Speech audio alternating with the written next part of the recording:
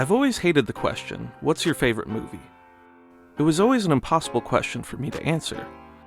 I could think of movies that I loved, but I loved them for so many different reasons. Even though I would constantly struggle with this question, my go-to answer would always be The Truman Show. I didn't really know why, but there was something that was just so compelling to me about Truman's quest for truth.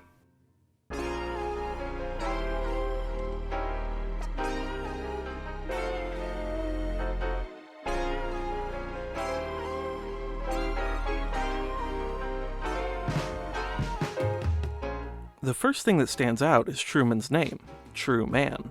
And indeed, he's the only true person living in a counterfeit world full of actors and sets. As Christoph says, what makes him so interesting to watch is that he is living a genuine life, no scripts or cue cards.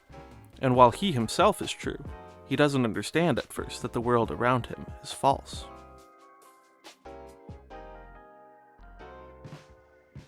The first thing I want to examine about The Truman Show is the film's perspective. The entire movie plays out as one big example of dramatic irony. That is, the audience knows something that the character does not. The very first thing we see is an interview with Christoph and other cast members, telling us what The Truman Show means to them. So from the very start, we are in on the secret. Within the world of the film, we take on the perspective of the viewer. The film is shot from the same hidden cameras that Truman's audience sees it from, so in a sense, we get to watch The Truman Show along with everyone else. Good morning! Morning! Good morning. Oh, and in case I don't see you, good afternoon, good evening, and good night.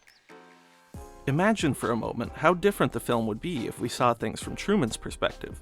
We could start to discover the truth alongside him, slowly realizing what's really going on. It seems like Truman's discovery that he's on a TV show could be a plot twist for the ages, but instead, the film gives us an omniscient perspective, looking down from above. We know that Truman's world is fake, but just like the rest of his audience, we have no way of communicating that truth to Truman. We are left to merely watch and hope he discovers the truth for himself. So why is it that we desire for Truman to be free from Sea Haven Island? He seems to have the perfect life.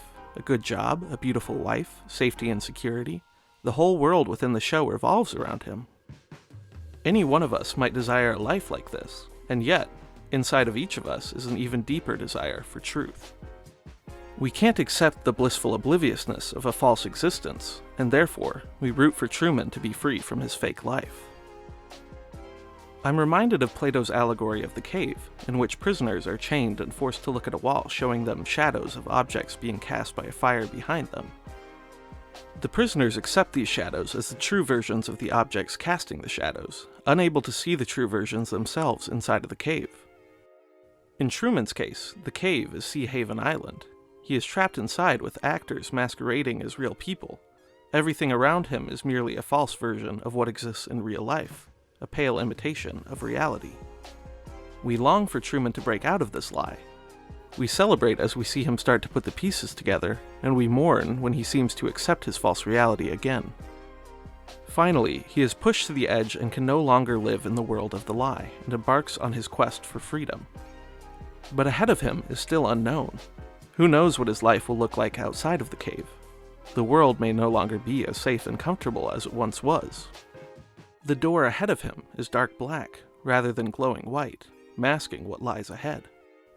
But to Truman, it doesn't matter, because come what may, a false reality is nothing compared to a true life.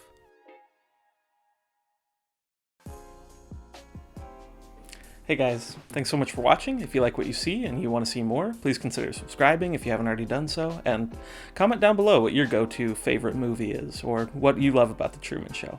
Alright, thanks again for watching, and I'll see you in the next video.